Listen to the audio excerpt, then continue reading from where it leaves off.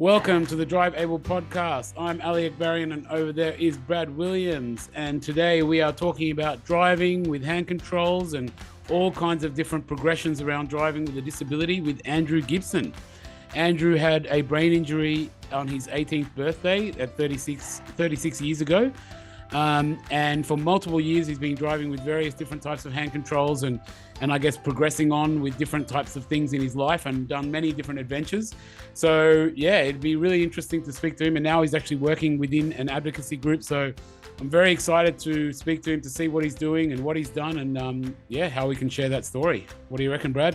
Yeah, I put my hand up. I know Andrew. Andrew's been working in the NDIS space since it started as a support coordinator with multiple solutions and now with Purple Orange. I can't wait to get him on and talk to him about all things driving. Let's do it. Let's do it.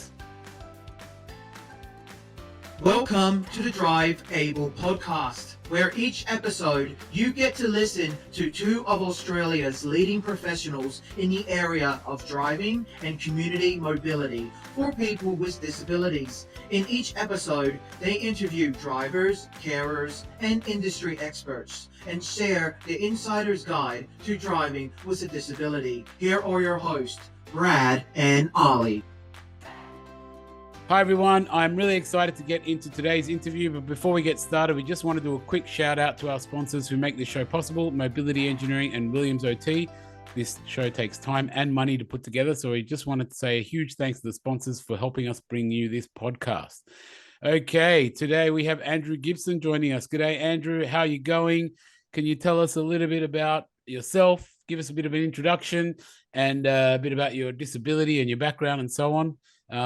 Kick it off. How are you going? I'm good, thanks, Ali. Hey, Brad, how you doing? Good, thank you. I'm good. My name's Andrew. I live and work here in Adelaide. I'm a wheelchair user after a brain injury 36 years ago. That makes me feel old. Wheelchair user for a long time. Been driving for 30-something years. On about my fourth car now with hand controls over the years. So a lot of experience. I've driven right around the majority of Australia. Covered a lot of ground from Sydney to Melbourne to Brisbane to Adelaide to many parts in between. And you're in Adelaide right now? Yeah, I am. Yeah, okay. Were you just because you said that, just a quick digression, are you originally from Adelaide or you've lived in other places? Born and bred in Sydney. Okay, cool. No worries. I'm a fan of that, being a Sydney guy, so.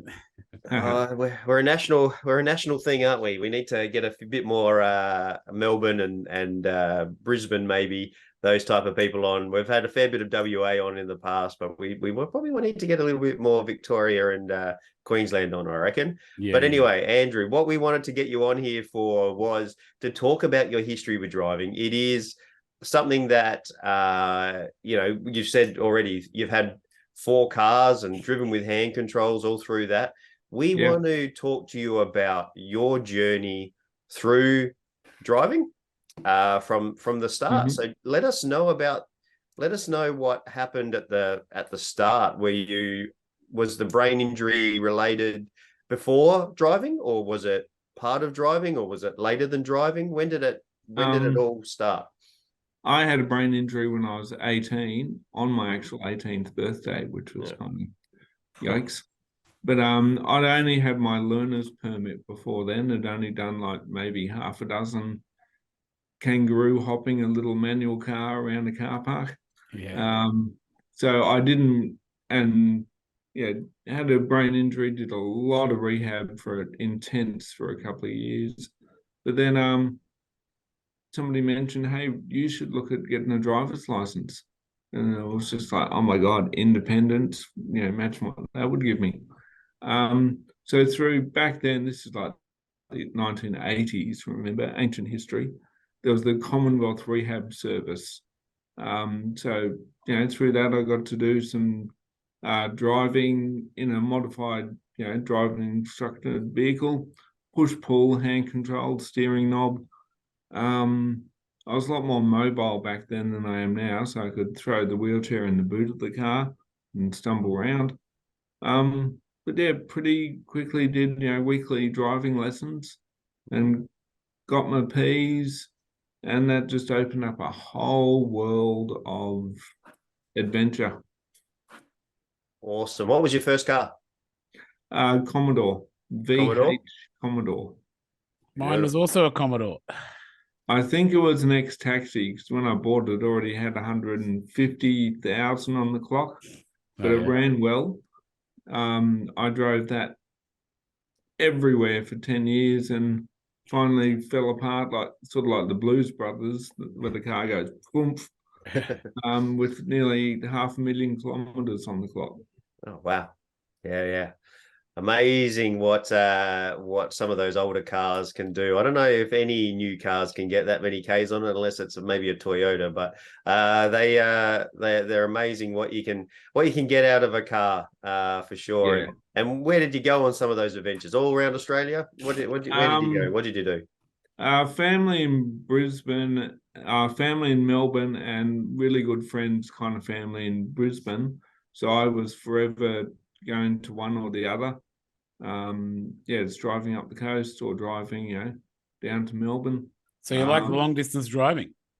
Yeah, it just felt like freedom after, and being a wheelchair user, you can't always go everywhere you want to go. Yeah. So getting in the car and exploring and just finding new places. And I did a lot of driving just around Sydney, but I'll just go and be a tourist in my own town. Yeah. I've never been there, never been, I'll just drive everywhere and explore.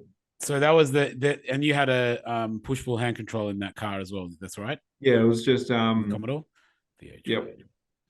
And so did you, just out of interest, is your injury does it change, or is it set? And then when you said you had multiple cars, did you take then, when your Commodore was done and it blew up, did you take the hand control out and put it into another car, or did you get a different system? How did that work?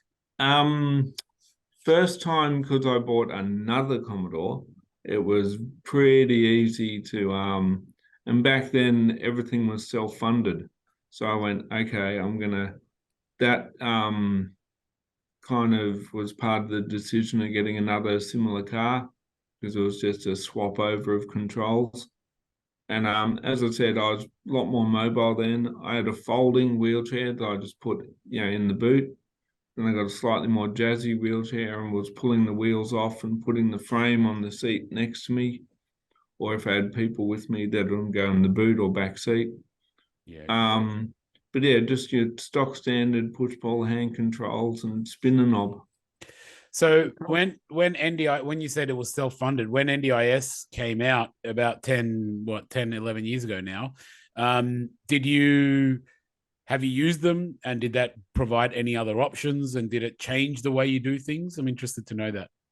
Yeah, it was I'm a huge fan of the NDIS. We just got to implement the scheme a bit better. Yeah. But it offered up great avenues of funding. As I said, my needs have changed. My mobility's decreased over the years as I get older, as things slow down. Do you think that the needs, I'm just interested what you think about this opinion. Do you think your mobility has gone down more because you maybe had, so I'll give a bit of context. First of all, in today's day and age, like we've mentioned on this show, there's lots and lots of different options for hand controls and electronics and things like that. Whereas, when we speak to people that got into hand controls and things in your generation of time, they all just got the same thing. It was just and we just the push pull, and they've all had to just figure out how to do that one transfer. It wasn't like, well, hey, what transfer suits you? It's like, well, this is the transfer that's available, and you've got to make this work. Yeah. So, and we've interviewed people where they've shot their shoulders and they've lost a lot of mobility over the years. And do you think that having to, I guess, accommodate or change yourself to suit that, do you think that's had a negative effect on your mobility? No, my mobility that's decreased is my legs, my actual walking around. All right. But yeah, as you know, I've changed cars as I've got less mobile. I haven't, really put the chair in the boot so much. But it's quite funny. I work advocating for the NDIS. I have done for 10 years, but each time I've moved slightly further away years ago from where it was rolling out. So I finally got to Adelaide and I finally became eligible in this area. One of the first things I did was mention that, hey, I need a boot opener for my car. It's getting too awkward to actually lift a heavy tailgate on the station wagon myself. So, advocated to get a boot opener, and well, there was an idea from the OT I saw, Williams OT, to get a handrail attached to the roof racks down the side of the car, like a monkey bar for me to hold onto and walk to the boot, push a button, open the boot safely, get the wheelchair out, not a problem. Oh, that's Awesome. cool. So you basically you have a rail. So you're able to do some assisted sort of, walking around. Yeah. So you are. Can I just ask quickly? Is there a name before we get into it? Is there a name for your brain injury? I had a subdural hematoma, I believe, which left me with spastic quadriparesis. That's all 4 limbs affected. Just so we can. Very similar to cerebral palsy. It's left me with. Okay. I spent years totally contracted up in like almost fetal position. Yeah. Okay. A lot of pain, a lot of stretching to get back out to like that. How old were you when you first started driving? When did that actually? No, so you had your 18th 20. birthday, but another 2 years post that you actually got that freedom. Yeah. Yeah. Okay. And did you have it opened up the world because I started going to university at the same time. I could drive to uni, socialize, think about employment after education. It was a game changer. So you've got the rail. You get yourself to the back there. Yep. You've got a boot opener. Do you have anything that assists you getting the wheelchair in and out as well, like a crane or something? No, I used to pick it up and put it in one piece. Yep. My balance is getting, with spasticity and stiffness, my balance is getting kind of a bit dodgy. I've had 1 or 2 falls doing that. So I went, right, time to change. Don't be a stubborn old man. Start pulling the wheels off the chair and putting it in separately. Put the wheels in, then put the frame in. And you kind of sit on your boot, Andrew, don't you? You kind of sit in that tailgate, and you got that station wagon, so you kind of sit on one side and put it in next to you, if people can imagine that. Have you always had a station wagon? First car was a sedan, so I had the boot or put it on the passenger seat. Mm-hmm. And that was with your folding frame chair, yeah? Yeah, and then I got a fixed frame and I could, fit it in the boot also or on the passenger seat. Yep. Second car was a wagon, but a big old Commodore station wagon. Yep. Third car was a tiny little Suzuki hatchback where I pulled out one of the back seats because it was a split seat to fit the wheelchair in the boot. Make yourself a mini panel van. Yeah, little Sandman. No. Little tiny one. Yep. And then current cars are a small Hyundai station wagon. Yeah, and that's something to keep in mind because we're actually seeing a decrease in wagons, and it is making it more difficult for wheelchair users because it's now more 4-wheel drive SUV cars on the market. And do you find you've still got a station wagon at the moment, but I actually know you, Andrew, and you're in the market for potentially upgrading your car. What thought processes and what things do you need to think about with your future of driving? Well, my current car is 10 years old, so I got to plan ahead, so I can't just walk in and drive one off a parking lot, buy a new car. So I got to plan ahead for this. But I am thinking an SUV, probably medium size, My body's starting to hate dragging myself out of a bucket seat in a low-down station wagon. So an SUV is slightly higher. It's easier to get in and out of. I want one with an auto boot opener as part of the package. Cuts down a lot of room in the tailgate of my car having the hydraulic boot opener. I'd rather have that as a built-in feature. Of course, roof rack, so I can have my bar for walking. And a lower, as low as possible tailgate, so I don't have to pick the chair up and over. Yeah, there's lots of things to think about and plan ahead for. The other thing that you have to think and plan ahead for is the NDIS funding to help with that. We've spoken about the process, and that's why we do this podcast, and where it all started from was to talk about the NDIS process with driving and how you can explore that and get them process that you need underway and work through that. What's the process do you think that you need to go through to have that upgrade of the car? Let's say you haven't been on the NDIS before and your car's getting 10 plus years old and all the modifications were self-funded previous to the NDIS. What's the process from your experience that you have to go through to do that upgrade, do that new car? Let's talk through that. Well, yeah, exactly as you say, process. Do it in steps, goals, plans, outcomes. So your goal is to have a car that's suitable to your needs. Mm-hmm. You got to plan for that. So, get in mind what sort of car you'll need so you can have an assessment from an OT as to what sort of controls you would need in that car and what sort of vehicle would be suitable.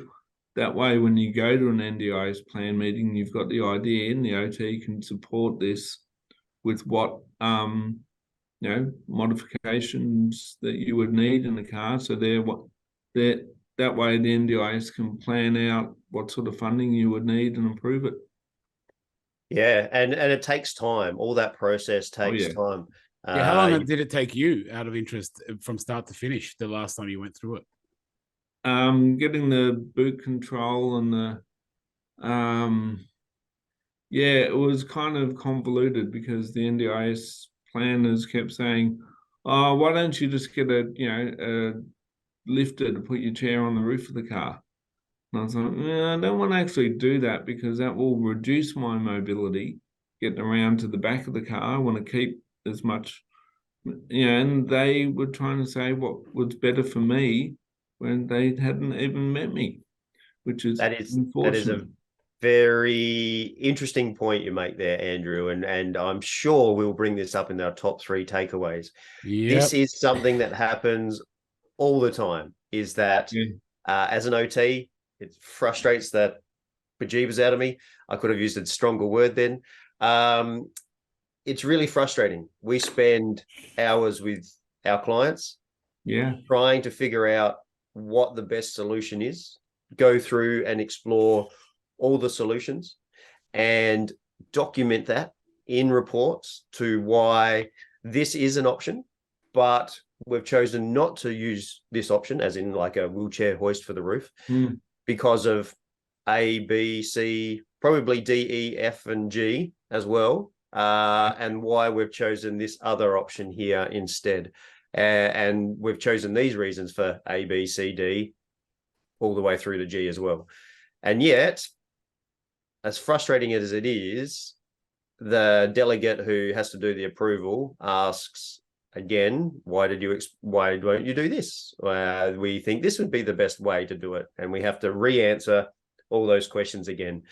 And I'm hoping that with the audit that's just happened, this is me talking personally as an OT, hoping that the audit that they've just done recently, and they're looking into some of the pitfalls in the NDIS, that is one of the killers for us as OTs, is questioning our knowledge, questioning our ability to do our assessments. And we need to have some kind of overall arching ability to assess the OT's ability to assess. But boy, oh boy, it's frustrating. Yeah, and look, people living with disability are experts in their own lives. Yeah. 100%. And have that lived experience of knowledge. Hey, I've tried that. Yeah, look, I'm an eternal optimist. I believe that, the tide is slowly turning on, getting this to work properly. But yeah, it can be a struggle. So yeah, I want to go back to to answer your question. It took me probably about from initial request through to implementation, probably 6 months. yeah. That's pretty good though. Yeah, that's for one aid, Ali. That's for one aid. That's just the boot actuator or two aids and the rail down the side. That's 6 months for that. And as we've discussed, if you're starting from scratch with hand controls, some significant mobility aids to help get a wheelchair in, and maybe significant boot type of scenarios with wheelchair access, it can sometimes take up to 2 years for those really high end stuff. So plan ahead, people. Plan ahead. Yeah, that's why I got in touch with you with Williams OT at the start of the year, because I went, I'm going to need a new car sometime in the next probably year. Yeah. But you know what, Adelaide drivers, what happens if I leave work today and get T-boned and need a new car? Yeah, it takes time. Yeah, I was in Adelaide actually last week. Should have come and seen you, Brad, but I was only there for like 2 hours. And you definitely need a car, and there seems to be a bit of roadworks and stuff moving around. So to drive in city. We're gonna have a whole another podcast on the roadworks in Adelaide, mate. It seems like they're reconstructing the whole city at the moment. So it's kind of it's interesting there. So it's you need a car, and you need to also be relatively comfortable, because you could get stuck, and so on. So it's interesting. With my family. My wife doesn't drive, so I am the sole driver in our family, and I need it for work. I drive to Kangaroo Island, to Kadina, to tomorrow I'm going up to Gawler to do some stuff. And what do you do for work? Can you tell us a little bit more about that? Because I know it is within this industry as well, and helping other people within this space. So let's give that a bit of a plug. I work for an organisation called Purple Orange. We do project work, policies, research, everything to do with people living with disability. It's to get a fair go at life for people with disability in everything that means. But the project I run is building capacity of people to actually use their NDIS plans, to understand how to use their NDIS plans to build a better life. I like to call it choose your own adventure. Oh, I love that. Because we can use that and steal that, can't we? That's awesome. Yeah, the thing is one that kind of circles me back to something you were saying, and we will talk about it in the takeaways. But I will highlight it again here with you around is that and to be honest, not to have a go at the OTs, but it sucks sometimes being the end user, because the whole idea with the NDIS is that it's the user chooses, and like you just said before, you're the expert on a disability, and then, like I said, it must be even more. If it's frustrating for the OT, imagine what it's like for the end user who has to first convince the OT. And then there's that resistance they're getting from an OT going, well, I think this and I think that. And they're like, well, but I'm this and I'm that. So they have to overcome that barrier. And then once they get the OT on side and they're basically together, then there's another barrier. They have to convince a third person. So it's tough as the end user to go through this from an emotional, psychological point of view. And I do encourage, because we are seeing more and more of it, I think as the NDIS ages, as the disability community becomes more of a community, you're going to get more of a voice. But I think what you're doing there with Purple Orange and what you just said is fantastic, because that's the whole philosophy of the NDIS. It's you've got to know it's how you want to live your life, So and if it doesn't 100% align with some philosophy or some theory in a book, it is what it is, That's so. So yeah, I think what you said is good, and choosing your own adventure. And sounds like people need to be encouraged to get in touch with the Purple Orange if they are struggling, understand how to best manage and get their plans together for their lives. Is that right? Love people to. We're only in South Australia, but everyone around the country, there's advocacy organisations in every state. But it's building people's own understanding. People with disability are used to being told what to do, when to do it, how to do it. Yeah. So we're all on the learning curve of finding our own full independence. Yeah, yeah. Yeah, look, I'm. If you're watching this on YouTube, I was nodding my head in total agreement with everything that Ali just said. Then it is a frustrating process. I'm an OT. I completely respect what Ali was saying there, and totally agree. We are here to try and advocate and do the report writing and the advocating for the person with the disability. So hopefully we're listening. But we do have a duty of care as well. Sometimes we can get clients that want a piece of equipment, desperately want that piece of equipment, but we can see with our medical mindset that it's going to cause more damage over time. I remember Dylan Alcott presenting tennis player, disability tennis player, presenting at the OT conference as the keynote speaker. And he made it clear that OTs are a pain in the backside. And it was actually really eye-opening. And it's very similar to what you're just saying there, Ali, is that, sometimes he feels like OTs are taking away that independence and taking away that ability from due to safety, due to protecting limbs, due to protecting, shoulders and those type of things. Look, I don't think there's a problem around that. I think it's about what Andrew is saying. It's the disability community building a voice. Because it's like this with anything. If you let's say if I go to a doctor and I tell the doctor what's wrong with me, they're going to have their opinion, and there might be a little bit of a negotiation backwards and forwards, and you come to a common ground. So what Andrew said there is really true. I think, generally the culture in Australia, you've had disability community being told what to do. And now you're getting a bit of a voice, and you're working together. And I think one of the things around getting that voice, and I'm interested to see what you have to say about this, Andrew. Can't remember his name off the top of my head right now. We had the guest, and he basically went against the advice of OTs from, a long time ago, and went for a manual hand control and a manual wheelchair, and he shot his shoulder, right? And he said he was very happy with that decision because the life that he lived was a very fruitful life. And yes, he's shot his shoulder at 65, but he doesn't care about that because the last 40 years was a very, very good life. And if he had restricted himself and he had listened to the OT, he probably wouldn't have had those great jobs and had that girlfriend and had the wife and all of those things. And that's kind of what Dylan is saying as well.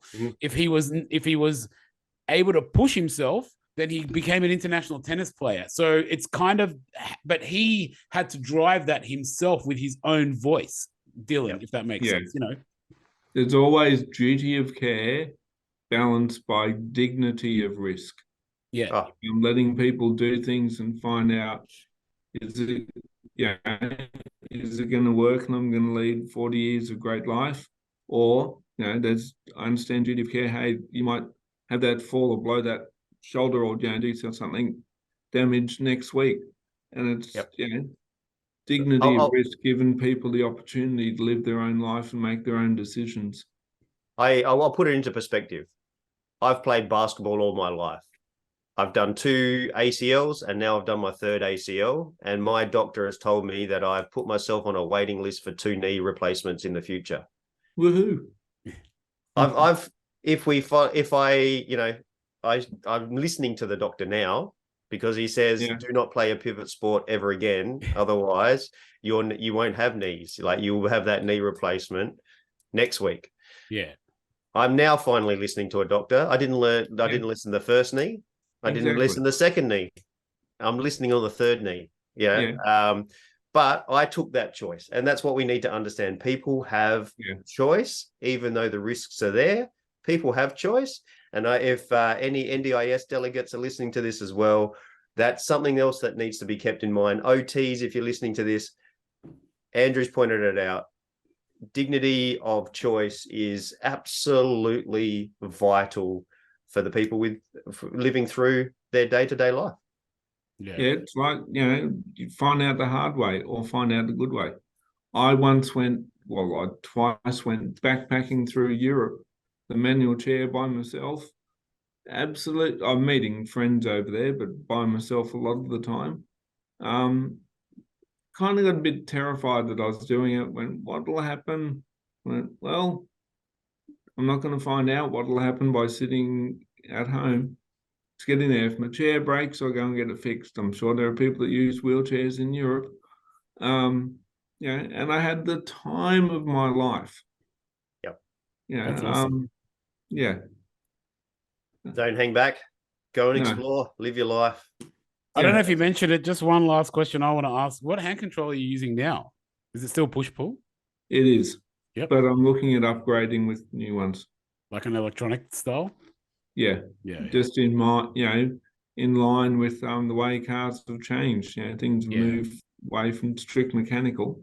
And also the electronics are putting a lot less pressure on your body, especially with the acceleration of, having to hold it constantly in tension. So and these things have been working for 35 years. They're wearing out. Yeah, exactly. Yeah. No, that's really cool. All right. We try to keep this to 20 minutes. We're never successful at it. We've gone way over again. But Andrew, thank you very much for joining us. Before we wind up and ask you our final question, we want to do a shout out to the sponsors that make this show possible. That's Mobility Engineering and Williams OT. Hey, we ask this one question to wrap up our podcast with every episode. We know you've started to explore it a little bit about driving from Sydney to Brisbane to see family and driving all over the place. But is there one specific journey or something that you've used your car for that is really special for you? Is there a moment that you can remember that you can reflect on and share with us that nobody else kind of knows? I just like breaking down barriers, doing like people, see a wheelchair and they automatically make judgments, assumptions. I remember once, this is like 30 years ago, I had hair down to here, middle of summer, I had like a Bond single on bandana, had like AC/DC blaring out of this car, and up in this country town in the middle of New South Wales, pulled up out, there was a accessible parking spot. Was out the front of this community centre, and there were all these old people sitting on a bench, like in the sun, like they do every day. And I've pulled up and, music blaring, and they've sort of got to their feet going, oh, you can't park there.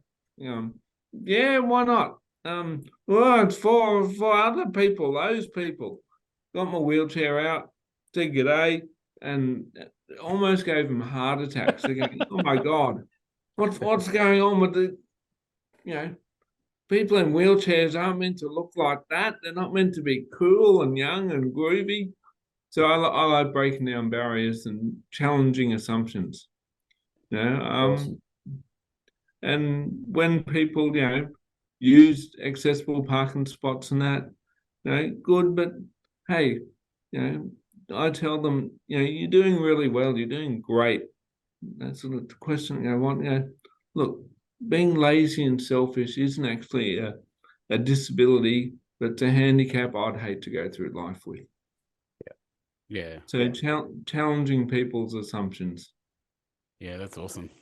All right. I think a lot of what you've mentioned in this podcast has been very challenging to people's assumptions, and I really want to congratulate you on everything that you achieved, and even what you're doing with Purple Orange. I mean, just to be honest, as soon as you mentioned backpacking around Europe in a wheelchair, that is a very pretty cool picture that I've got in my mind, because I was recently in Europe for work, and I was like thinking, I was in Amsterdam, and I was thinking, backpacking around places like that in a wheelchair, that'd be tough. But man, you you'd have a great experience because Amsterdam's great. It's all flat for bicycles. Yeah, that's right. Yeah, so it's very handy.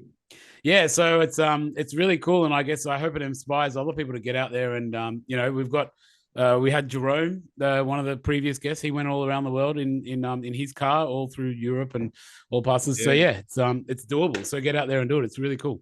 And the fact that now in Australia you can now, in some states get hire cars with hand controls. Exactly. Yeah, absolutely. The times are changing. Yeah, and that every hire company is meant to have an accessible vehicle available with enough notice, apparently. So explore it and go and see what there is. Left foot accelerators are a little bit harder to come by. So if you're needing a left foot accelerator, that can be difficult. But yeah, explore it with hire car companies. Hey, Andrew, if our listeners have any questions for you or want to get in contact at all, is there a way that they could do that? Do you have socials or do you have anything like that? Look, they can look up purpleorange.org.au. I do the skill project, but there's a range of most of our work is peer network based. People with disability getting together, solving problems, talking about issues, finding solutions. We've spoken about this before offline, but we are actually going to get Andrew back on again, and we are actually going to do a segment about Purple Orange. We've only just touched the surface of what Purple Orange can do for people with disabilities and advocate and so forth. We're going to actually do a dedicated podcast in the very near future in regards to Purple Orange. So please keep listening out for that one. It's not too far away. Yep. All right. Thanks again, Andrew. We really appreciate your time and talking through what you've been through in regards to cars. I'm excited for what's ahead of you in regards to a new car for you, exploring the differences in hand controls, which we've explored on multiple occasions through this podcast in regards to how technology has changed. You've had your hand controls in there since pre-NDIS.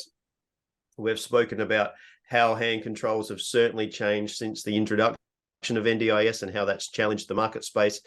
I'm excited for you and the future for you and your new SUV and car into the future, and maybe we can get you back on for that as well, and talk through what you actually did make sometime in the future.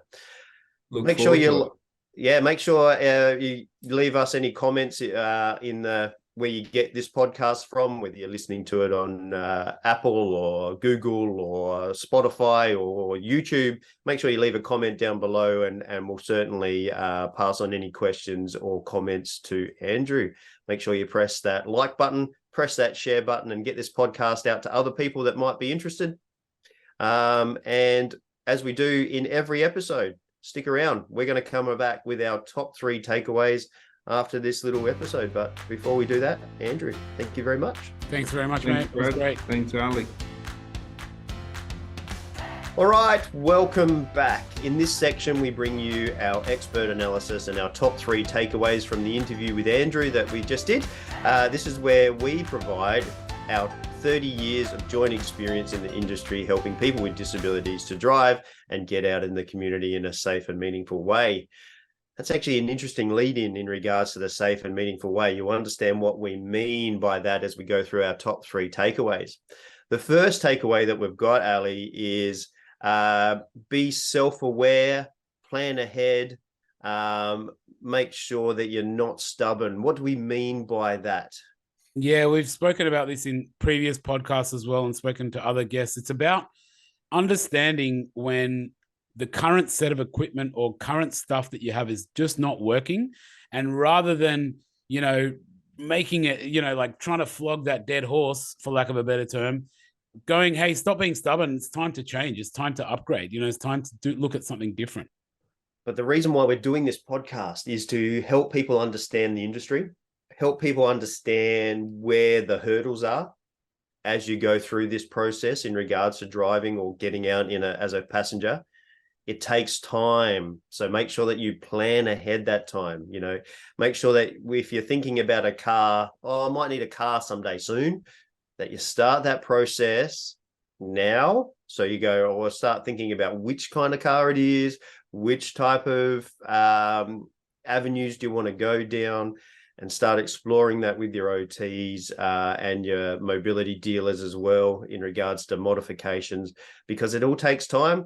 And, we're recording this in 2023. There's still an issue with post-COVID with our car supply. So even that there takes time as well. And it's like Andrew said, you can't just go and pick a car off the shelf and drive away. You've got to pick and choose and make sure it fits and make sure it does this and make sure it does that. He's thinking about seat heights. He's thinking about automatic boot opening, wagon style SUV. It needs to have a low tailgate. All of these things need to be planned for. So it takes time. And on that note, Andrew is, like he mentioned, his job professionally is basically getting NDIS plans through.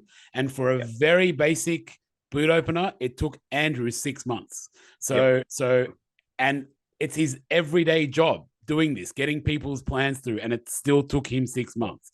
So I'm sure he knows some little shortcuts. I know he knows how to talk the language and exactly, because he's doing it every day. So the point is if the expert took 6 months, then it's going to take you a while out there, guys. Like we've seen it, we've spoken about it. It takes a couple of years. So like Brad said, as soon as you think, oh, maybe I want to drive soon, get onto it, because that soon's going to come around and go, and you still wouldn't be driving. We really do planning ahead, being self-aware, understanding this stuff takes time is very, very important. And moving on to that second lesson, I think it's a little bit related to that first one. Is I really, really liked the statement Andrew said. It was people living with a disability are experts in their own lives.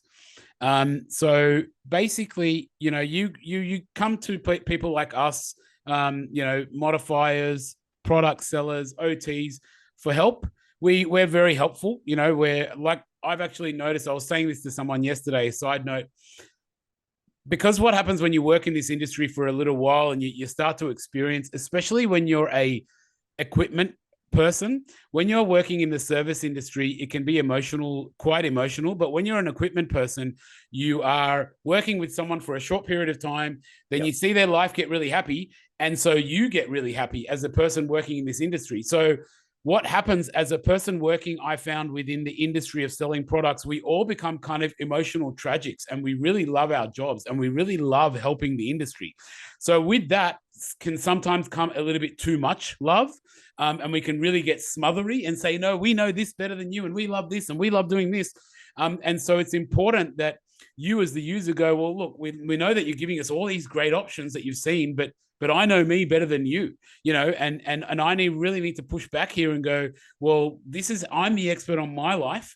And you've seen someone else live that, and so on and so forth. And I can take that information, use that information to make it the best for my life. So it's not your job to basically listen to what the OT says. You're the expert on your life, or listen to what the modifier says. They're experts on certain things that you're going to use to then put your life together, expertise. So I'm not saying that they say the wrong thing.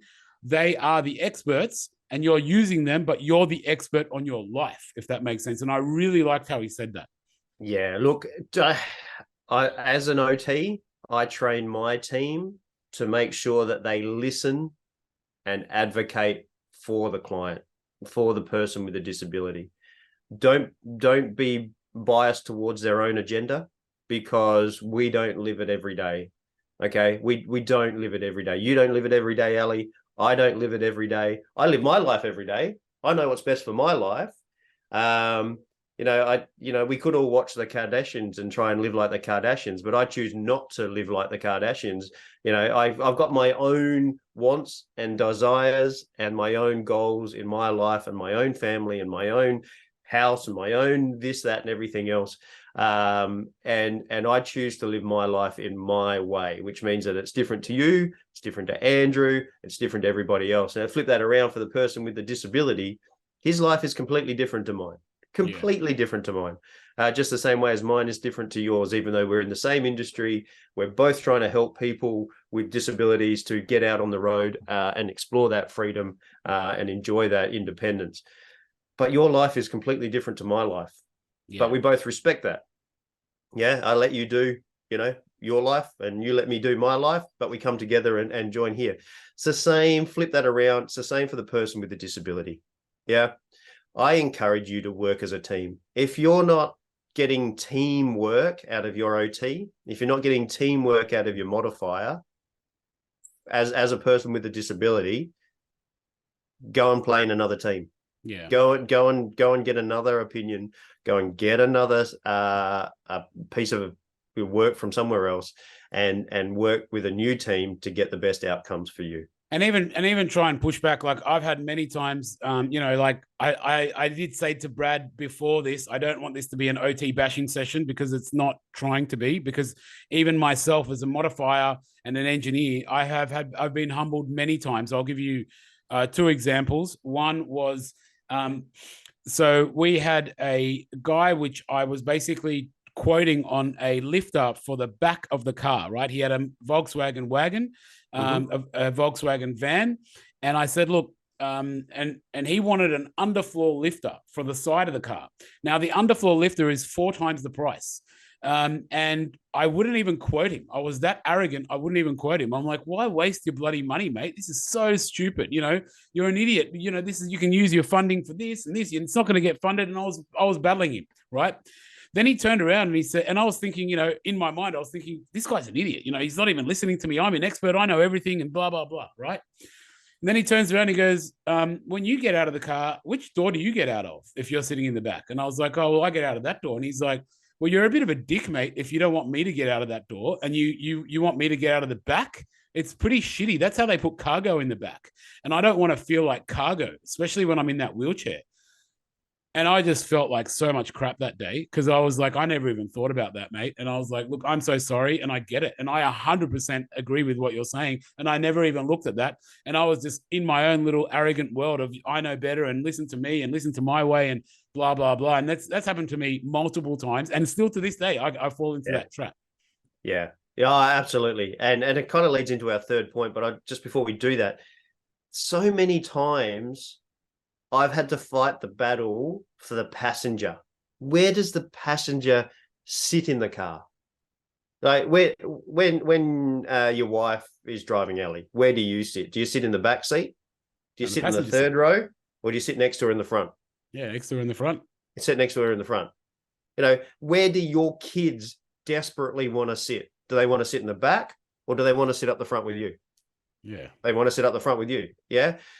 Where do I want to sit? I want to sit up the front. It's where the action is. It's where the conversation is. It's where it all happens in a car. Why are we not assisting people to try and be in that position if it's available? Why the turnout seat in the front if it's available, a wheelchair access all the way through to the front if it's available. Yeah. Why are we automatically going for a third row conversion and having somebody as cargo?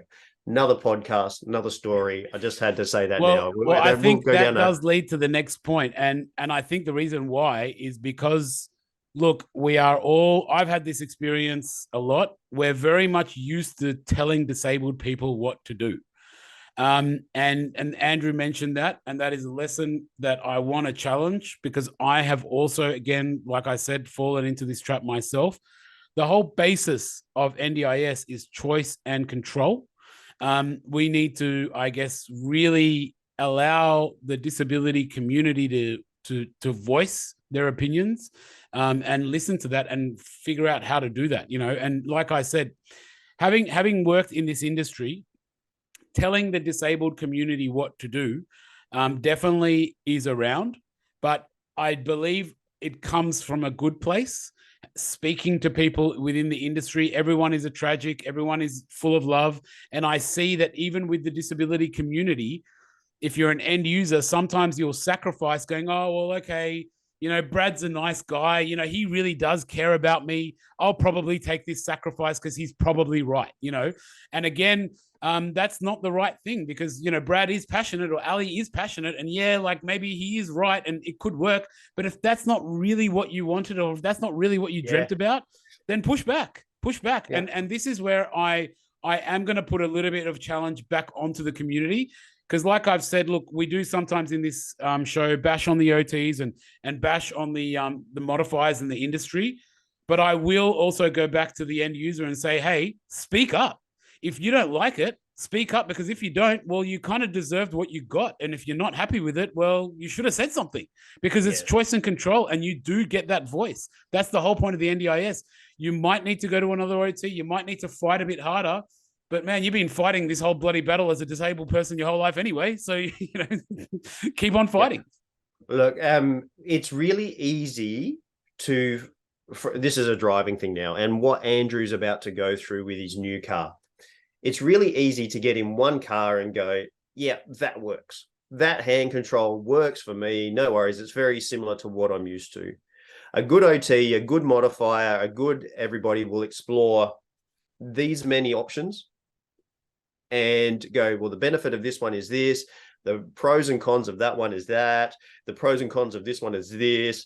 It feels good here at the moment driving around this corner, but what about when you go for a long drive or this drive or that drive? And you should explore many, many items to find the best one for you. All right. So there's some OTs try to fit it into an hour-long assessment, 2-hour-long assessment, 3-hour-long assessment. But if you're really going to explore lots, you may have to go out for 2 or 3 drives. You may need to go out for multiple sessions to make sure that it is the right fit for you, for that longevity of the car. You do have choice and control, and we want to advocate for that. Ali and I are here to help try and make this work for you as a listener. If you're listening to this as somebody with a disability, you've got choice and control. Explore it, go out, get second opinions if you need to, but also ask for more if you need it, if you're not getting the answers that you want with your current OT or mobility dealer as well. Should we wind it up there? Yeah, that's it.